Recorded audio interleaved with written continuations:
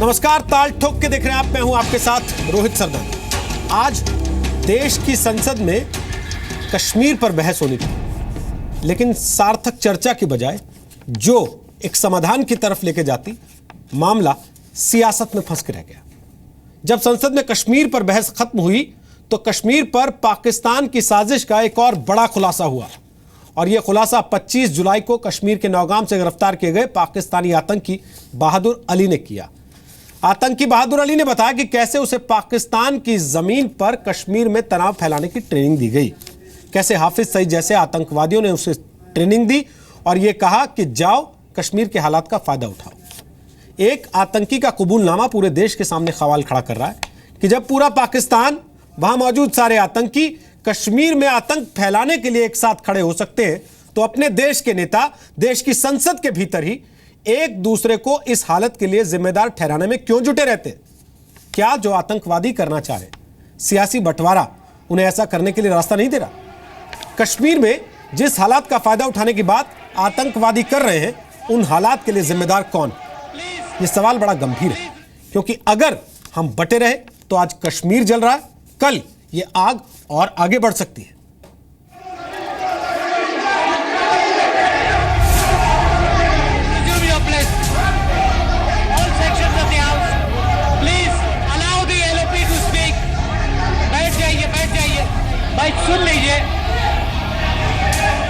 सुन लीजिए बात। जमातुल दावा दे बिलाल ते अब्दुर्रहीम ते अब्दुल्ला साडे पिंड दे विच आके तकरीरां ते वीडियो भी दिखाते रहे कि हिंदुस्तान की फौज ते पुलिस मुसलमानों से कितना जुल्म करती है। दर्द यहाँ से निकलना चाहिए था, यहाँ से नहीं निकलता। ये यहाँ से जब दिल से जब दर्द निकलेगा तो इसकी आवाज कश्मीर तक पहुंचेगी। जब तक हम जबान से कहेंगे तो ये यहाँ के चार दीवारी में गायब हो जाएगी। जम्मू कश्मीर आज एक सेंसिटिव स्थिति में है और इसलिए आवश्यकता ये है कि ये सदन उसके संबंध में जहां तक संभव हो एक आवाज में बोले। अगर ये जिहाद इतना महान है, इतना पावन है, इतना पवित्र है कि यहां से उठकर के सीधा जन्नत तक जाने का मौका है, तो अपने बच्चों को पहले क्यों नहीं जन्नत में जाने का मौका दिया जाता? अपने बच्चों को बंबई, बंगलौर, विदेश में रखा जाए और गरीब के बच्चे को उकसाया जाए कि तुम जन्नत की राह देखो। हम कहते हैं कश्मीर हमारा है, कश्मीर हमारा अभिन्न अंग है।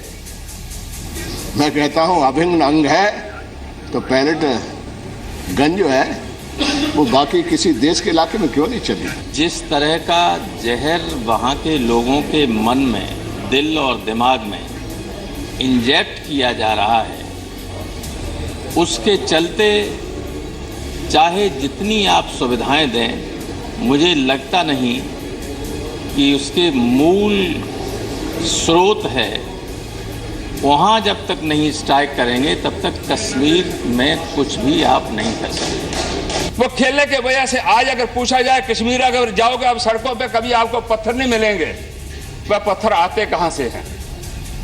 पत्थर लाने वाले कौन व्यक्ति हैं और उन बच्चों को पत्थर देने वाले कौन व्यक्ति हैं?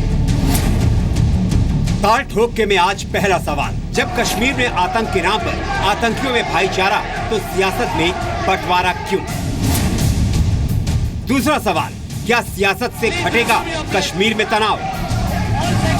तीसरा सवाल, जब आतंकी यूनाइटेड तब नेता डिवाइडेड क्यों? चौथा सवाल, कश्मीर के नाम पर आतंकियों को मौका कब तक? और ताल ठोके में आज का पांचवा सवाल, कश्मीर पर पॉलिटिक्स से किसको होगा फायदा? तो आपको बता दें हमारे साथ आज कौन कौन खास मेहमान इस कार्यक्रम में शामिल हो रहे हैं। हमारे साथ दो खास मेहमान ऐसे हैं जो राजनीतिक पार्टियों को रिप्रेजेंट नहीं करते। शबनम लोन हमारे साथ हैं, एडवोकेट हैं, सुप्रीम कोर्ट में प्रैक्टिस करती हैं। अक्सर आप उनको कश्मीर से जुड़े मसलों पर टीवी पर देखते हैं। सुशील पंडित हमारे साथ हैं, राजनीतिक विचारक हैं, रूट्स इन कश्मीर नाम की संस्था के सह संस्थापक हैं, जेएनयू के स्टूडेंट रह चुके हैं। गौरव भाटिया समाजवादी पार्टी के प्रवक्ता हैं, डॉक्टर संबित पात्रा बीजेपी के प्रवक्ता हैं, आलोक शर्मा कांग्रेस के प्रवक्ता हैं। तीनों पार्टियों के नेता प्रवक्ता हमारे साथ आज इस चर्चा में शामिल हो रहे हैं। तो पहला सवाल तो मेरा यह है, आलोक शर्मा, संबित पात्रा और गौरव भाटिया, आप तीनों से मैं एक ही सवाल पूछ रहा हूं, बारी बारी से ईमानदारी से 40-40 सेकंड का समय लेते हुए जवाब दे दीजिएगा केवल। संबित पात्रा, आलोक शर्मा और गौरव भाटिया, तीनों से एक एक आ रहा हूं। संबित पात्रा जी, जब सरहद पार और कश्मीर के अंदर बैठे हुए आतंकवादी सारे कश्मीर के मामले को लेकर इकट्ठे हैं, यूनाइटेड है, तो हमारी पॉलिटिकल पार्टीज क्यों डिवाइडेड है?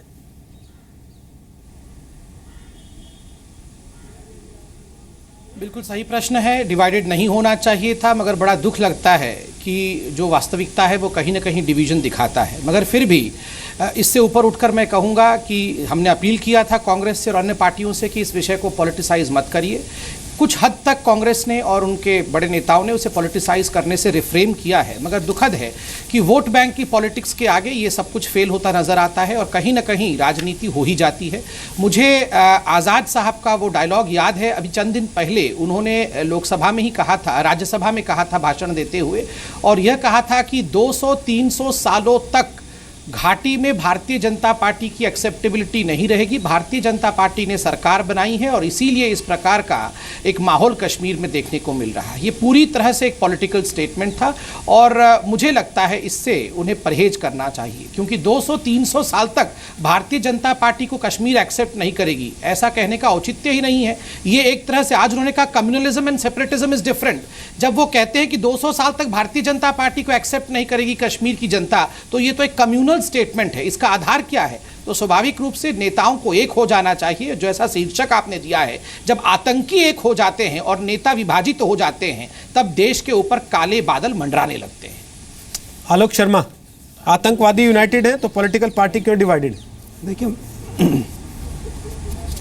देखिए, मैं समझता हूं कांग्रेस पार्टी ने हमेशा से ही जम्मू कश्मीर को सेंसिटिव माना है और हमेशा से जिस तरह के हम लोगों ने सहयोग की बात की है, केंद्र की सरकार ने कभी भी सहयोग लेने का प्रयास नहीं किया है। जहां तक बात आपकी डिवीज़न की है, डिवीज़न तो सबसे ज़्यादा अगर कहीं आज दिखाई देता है तो भारतीय जनता पार्टी और पीडीपी के अंदर दिखाई देता है। सीएम वहाँ की कुछ बोलती हैं और वहाँ के डिप्टी सीएम कुछ बोलते हैं और अगले दिन दोनों अपनी बातों से मुकर जाते हैं। तो डिवीज़न अगर रूलिंग पार्टी में है तो विपक्ष पर आरोप लगाने का, जो आरोप लगा रहे हैं वो बेबुनियाद है। आज आप कह रहे हैं कि पॉलिटिसाइज नहीं करना चाहिए। 50 साल तक आपने धारा 370 के नाम पर राग अलापा पूरे देश में। मोदी साहब ने जब भाषण दिए थे जम्मू कश्मीर में, याद है आपको क्या कहा था उन्होंने बाप बेटी की सरकार, माँ बेटी की सरकार और तमाम तरह के बयान दिए थे। उनको सबको भूल गए आप। मोदी साहब अगर फ्रांस में अटैक हो जाता है टेररिज्म का तो 40 मिनट नहीं लगाते हैं अपना रिएक्शन देने में। जम्मू कश्मीर में 40 दिन के बाद उन्होंने रिएक्शन दिया। पत्थरबाजों के ऊपर कह रहे हैं उनको लैपटॉप दे देना चाहिए। मैं जानना चाहता हूं कि जो 700 पत्थरबाज छोड़े गए थे, क्या उनको लैपटॉप दिए थे मोदी जी ने? क्या उनकी सरकार ने लैपटॉप दिए थे वहां पर? अब मसरत आलम से लेकर बुरहान वानी तक आपने जम्मू कश्मीर में जिस तरह से रायता फैलाया है, सरकार और जनता के बीच में जिस तरह की अविश्वास की खाई पैदा हो गई है, क्या विपक्ष ये भी सवाल आपसे ना पूछे कि आम साड़ी और शॉल की डिप्लोमेसी आपकी कहाँ चली गई? आप जब संसद को अंधेरे में रख के वहाँ पर फ्लाइट अपनी लैंड कराते हैं लाहौर में, क्या सरकार ये भी ना पूछे? उफा में जो हुआ था उसको पूरा देश नहीं देखा? क्या हमारे गृह मंत्री के साथ जो व्यवहार हुआ क्या वो पूरे देश ने नहीं देखा? क्या विपक्ष इतना भी ना पूछे कि जो सरकार की पाक नीति है, सरकार की जो जम्मू कश्मीर नीति है पूरी तरह से फेल हो गई है? और आप ऑल पार्टी मीटिंग क्यों नहीं बुलाते हैं? डेलीगेशन वहाँ पर ऑल पार्टी का क्यों नहीं भेजते हैं? अरे भाई, पॉलिटिक्स नहीं है, पॉलिटिसाइज नहीं कर रहे हैं, हम समस्या के समाधान की बात कर रहे हैं। आपने ही दिखाया कि किस तरह से एक उग्रवादी को आज के हालात का फायदा उठाने के लिए वहां पर आईएसआई और तमाम एजेंसीज ने इम्प्लांट किया है। तो क्या हम उसको देखते, आंख बंद करके देखते रहें? और जी न्यूज हमसे ही ये सवाल पूछे कि आप लोग पॉलिटिसाइज क्यों कर रहे हैं? मैं जानना चाहता हूं मोदी जी 40 दिन तक खामोश क्यों रहे? और खामोश रहने के बाद भी अगर बोले तो क्या एक बार अफसोस का शब्द नहीं होना चाहिए था कि 500 से 5000 से ज्यादा लोग मारे गए? अरे सर, 5000 से, सॉरी माफी चाहूंगा, 5000 से ज्यादा लोग घायल हो गए, 50 से ज्यादा लोग मारे गए। सुनिए ना, 5000 लोग मारे गए भाई वहां पर रैली में गए थे, वो वापस जम्मू आ गए और हम विपक्ष चुपचाप शांति से बैठा। 1 घंटा है सर, 1 घंटा प्रोग्राम है, थोड़ा आगे के लिए बचाइए। एक चीज, दूसरा मैंने रिक्वेस्ट की थी 40-40 सेकंड के लिए, और मैं तो सबसे एक ही सवाल पूछा। पता नहीं आप ही को क्यों बुरा लगा कि मुझसे क्यों पूछ रहे हैं, पॉलिटिसाइज कर रहे हो। मैं तो कह रहा हूं सब मिलके कर रहे हैं सर, सभी पॉलिटिकल पार्टीज मिलके कर रही हैं, कोई एक अकेली तो कर ही नहीं सकती। जब तक दूसरी हाथ ना आए तो एक अकेली ताली कैसे बजा लेगा हाथ? हम तो सबसे सवाल पूछ रहे हैं, पर बुरा आपको लग रहा है। बहरहाल ये आपका चॉइस है। स्वागत करता हूं। गौरव भाटिया अगर मुझे सुन पा रहे हैं, नहीं मुझे बुरा क्योंकि नहीं मैं लग रहा गौरव को है। देख नहीं पा रहा हूं, दर्शक शायद गौरव तक हमारी आवाज नहीं पहुंच रही है अभी, तो गौरव जब जुड़ जाएंगे तब उनसे ये सवाल पूछेंगे। लेकिन सुशील पंडित, आप जब बाहर बैठते हैं, क्योंकि ये कश्मीर के दो चेहरे हैं, एक आप हैं और दूसरी तरफ शबनम लोन है, आप दोनों ही कश्मीर के चेहरे हैं, तो आप आज जब संसद में हुई बहस को देखते हैं तो आपको कितना भरोसा होता है? रोहित जी, दुख यही है कि ये कांटे इसी सियासत के बोए हुए हैं जो आज हमें चुभ रहे हैं। तो हम अब सियासत से क्या तवक्को रखें? वो गालिब का शेर है, जब तवक्को ही उठ गई गालिब, क्या किसी का गिला करे कोई। तो मुझे इन सियासतदानों से गिला करने की कोई वजह दिखाई नहीं पड़ती। मैं अगर आपको थोड़ा सा माजी में परोक्ष में इतिहास में लेके जाऊं तो कश्मीर की समस्या की जड़ में जो पॉलिटिक्स है वो है मुस्लिम आइडेंटिटी पॉलिटिक्स। देश आजाद हुआ तो पूरे देश में एक सेक्युलर डेमोक्रेसी का निर्माण करने की प्रक्रिया शुरू हुई, लेकिन कश्मीर में एक मुस्लिम प्रिपॉन्डरेंस की पॉलिटिक्स की निर्माण करना शुरू हुआ।